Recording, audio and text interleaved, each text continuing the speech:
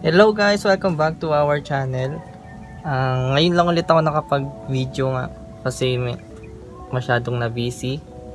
Ayusin ko muna yung garden ko, pakita ko sa inyo. Ayan, madami akong halaman na deads. Yan, kaya kumunti na lang yan. Tapos dito banda medyo nawala yung mga mga plants dito na nalusaw. Mag-off lotion. Kasi medyo malamok dito. Ano kayong magandang unahin? Ano kayong magandang unahin na tropa?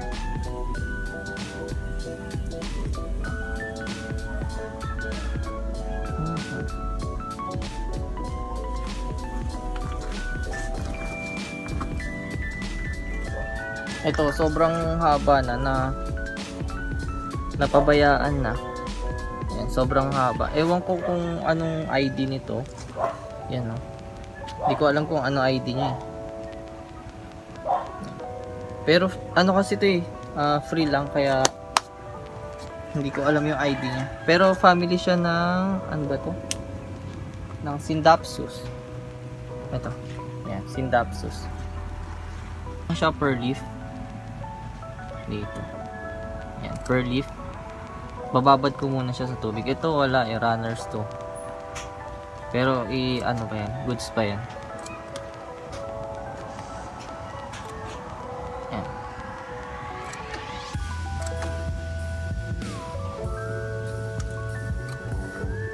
Bababad muna natin to sa tubig hanggang humaba yung niya, yung roots.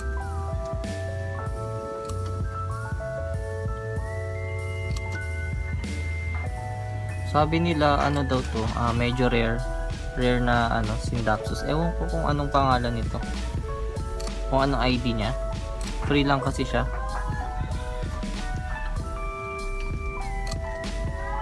Pag medyo mahaba pa yung ito, kinakat ko pa siya hanggang dito.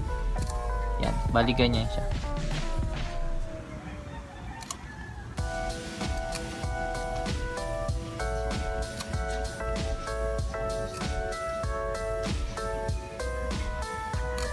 Ngayon ko lang ulit na isipan maghalaman. Ngayon lang sinipag. Nung bumagyo. Ayan, bagyong Christine. Nagtira ako ng isang dahon. Bali naka tayo. 1, 2, 3, 4, 5, 6, 7, 8, 9, 10. 10 leaves. Yan. Iaano ko muna to. Iwa-waterproof ako muna. Dito, runners. Ito. Ayan. Next natin ito, si Cebu Blue.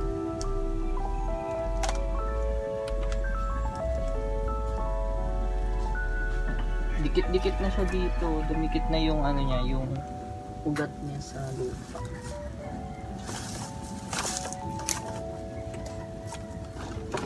Sobrang haba niya.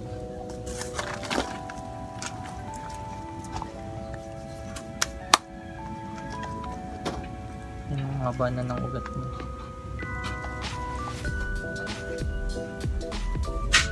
Kupitin ko lang siya per leaf.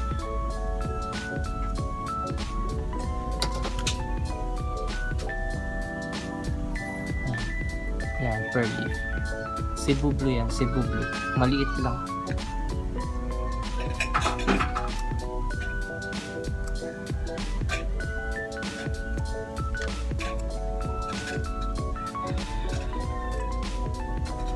Yan, may mga runners dito. Ayun, ang mga walang leaf. Sobrang kapal niya. Ano lang kasi ito, ayan inaano ko lang siya.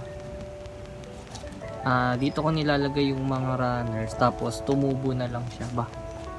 Ipapatong lang siya sa lupa, tapos hahaba na siya.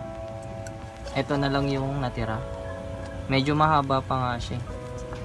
Yan, meron ako ditong mga nilagay na runners na marble photos naman yan. Marble queen. Medyo mahaba pa siya.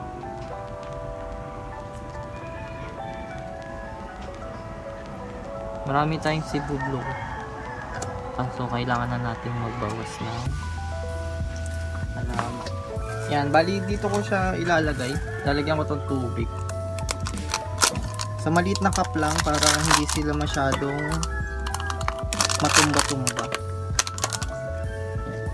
Unahin natin tong Scindapsus. Yan, every ano ko siya papalitan ng tubig. Every 4 days, 3 days or 4 days. Kasi nalalagyan siya ng kitty-kitty. Binabahayan. Kapag medyo mahaba na yung roots niya, yan, pwede na siya itanim.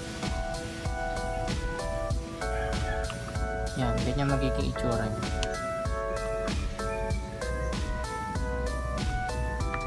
Tapos doon lang siya sa malilim. Itong Cebu Blue. Cebu Blue naman, nakuha ko to nung pandemic pa.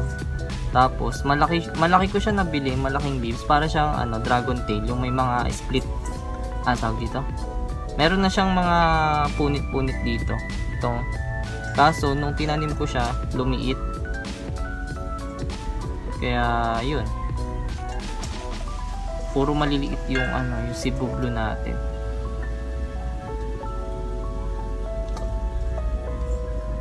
Yung may mga ganitong ayan, yung may mga ganyan, hindi ko na pinapropagate kasi baka mahawa yung ibang halaman. Merong mga parang insekto siya.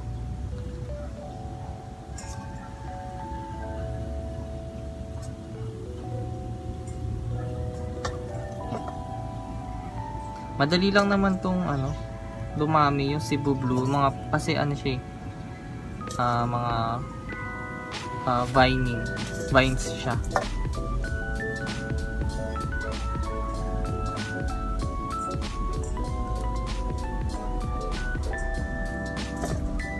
Nakailang propa na rin ako nito. Sobrang dami na. Ang ganda nitong Cebu Blue kasi para siyang silver.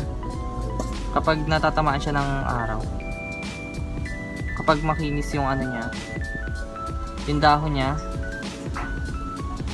yan, may pagka silver siya, kaso hindi kita pa masyado, maliit pa lang kasi. Kita ba? Green kasi yan, pero nagiging silver to pag malaki na yung leaf niya.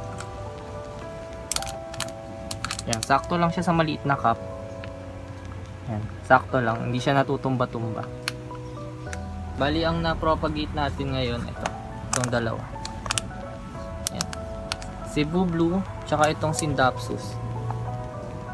Marami pa akong ipopropa para maayos. Try ko to i-repat.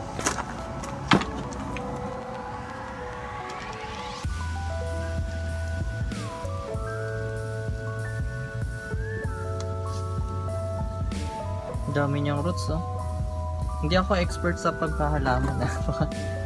Tatry lang ng tatry. Ilang beses na rin ako namatay ng halaman. Yung iba, mahal pa. Kasi kasagsagan ng pandemic dati. Ang mahal ng plants. Gustong gusto ko yung Black Cardinal. Bumili ako noon worth 2K. 2K, maliit lang siya. Pero ngayon makakabili ka na ng Black Cardinal, mura na lang.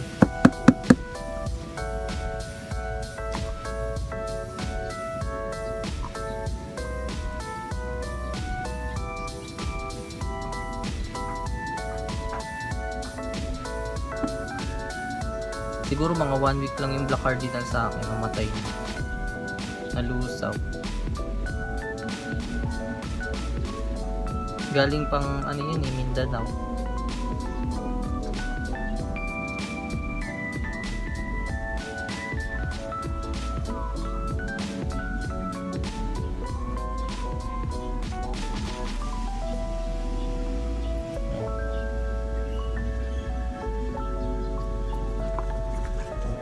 Ito, ang tagal na. Pinropa ko to isang ay dalawang dahon lang. Ngayon ang ano na, ang haba na. Hindi ko na asikaso.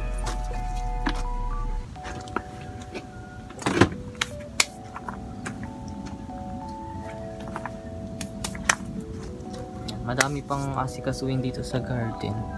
Yung iba, alanta na. Yung iba, pumapalag pa.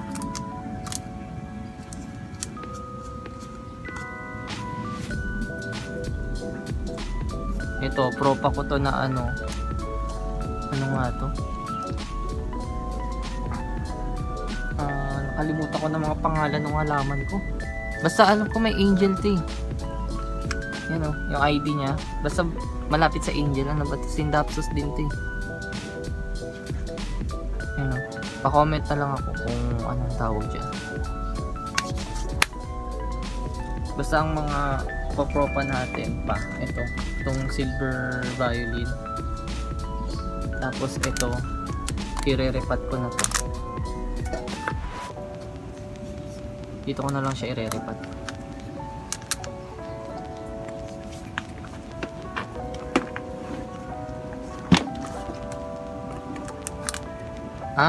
Silvery Ann pala, angel.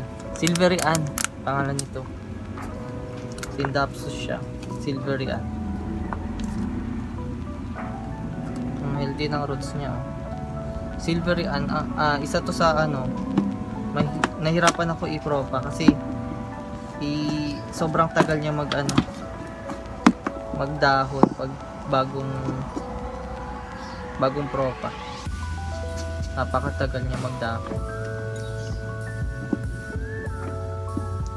Na ginamit ko vermicast, tapos carbonized triazole, tapos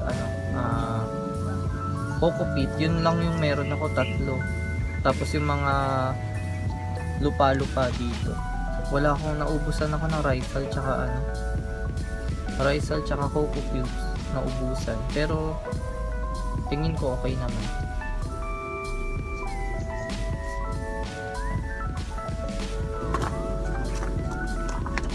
Itong tricolor na Syngonium, sayang to. Ayan o, tricolor Syngonium. Ayan. Napabayaan ko, sobrang mahal nito sa market. Pinabayaan ko lang. Ayan o, ilang dahon lang to dati. Ang dami niya ng runners. So. Tapos ang liliit ng ano niya. Itatry kong i-propagate. Ito muna ipopropagate ko itong maliliit. Hayaan ko muna siyang magkadahon ulit. Mature na yun siya. Nakuha ko to, ano lang, ganito yung dahon niya. Ganyan.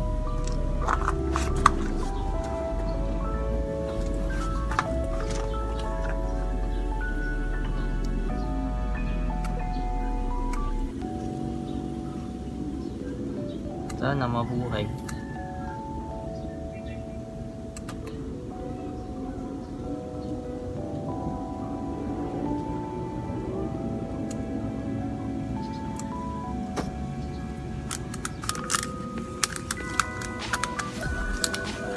Mabubuhay kaya ito na ganito kaliit? Ang ganda pa naman ito. Tingnan nyo. Ay, nakita ba? Tricolor to yung Syngonium, pink, tapos pink, green, tapos white. Mahal nito sa market.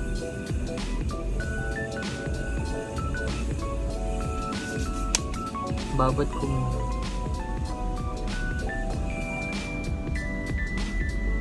Kaso pag binabad ko to, ang liit lang niya, sobra. No, ang liit niya lang pag binabad sa tubig. Baka malunod.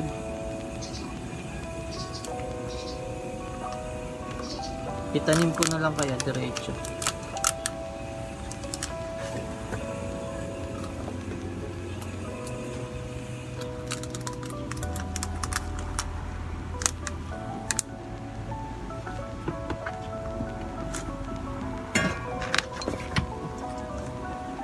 Diretso tanim ko na.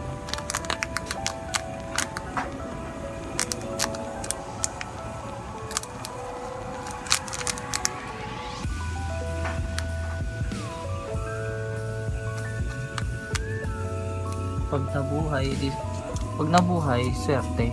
Kapag hindi, ulit na lang. Yan, pinagsama-sama ko na. Yun. Bali yung runners naman nung Syndapsus, yan. Papatong ko lang yan dyan. Pero ilulubog natin konti yung yung ugat niya. Yan, ito medyo mahaba na yung ugat niya. Hindi ko siya itutusok, kumbaga pag ganyan lang, tapos tatakpan ko lang yung ugat niya.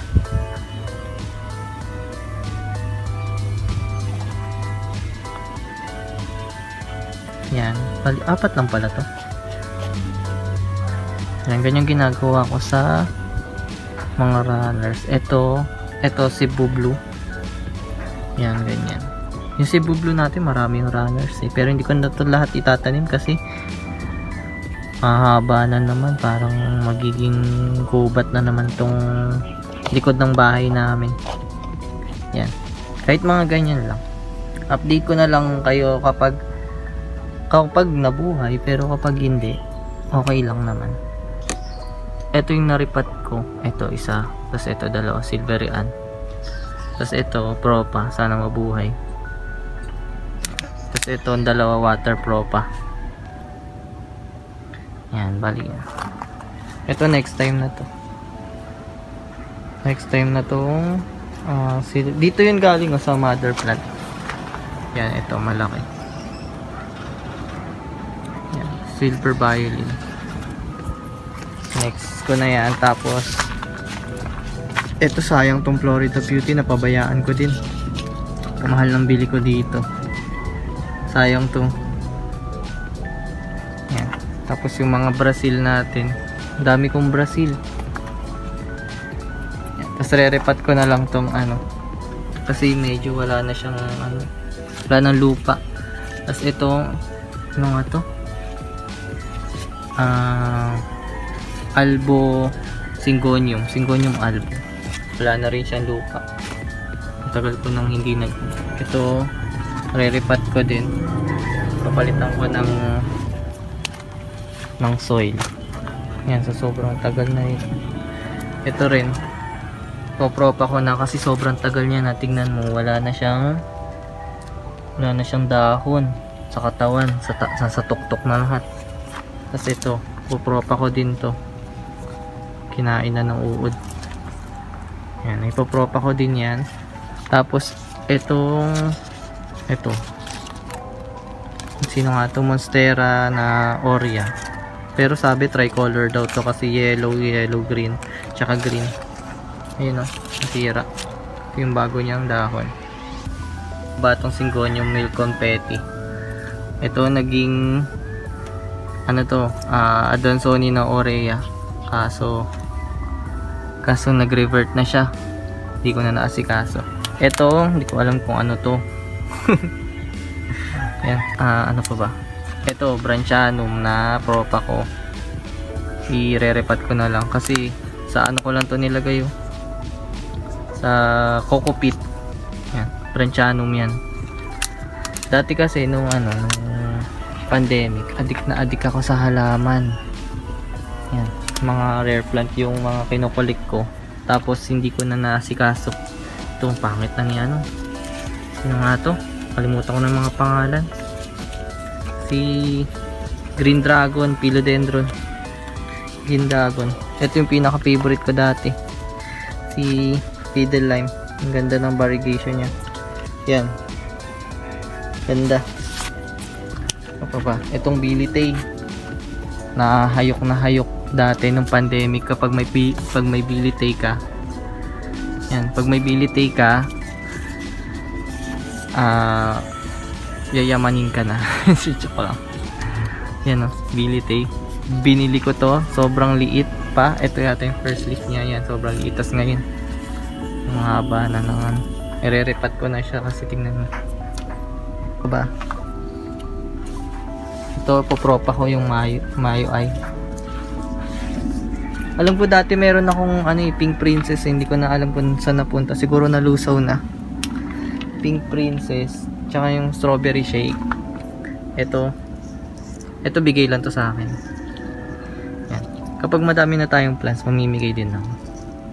Yan, basta manood kayo Ayan, mamimigay ako ng plants. Ito, ano lang to, tawag dito. Syngonium na plastic lang to. Pero maganda.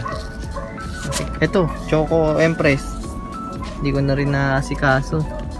Sobrang ano na, wala na siyang lupa. Yan, dami ko ano dyan. Ito, Mexicanum. Hindi ko na rin naasikaso. Pinropa ko to, ilang dahon lang.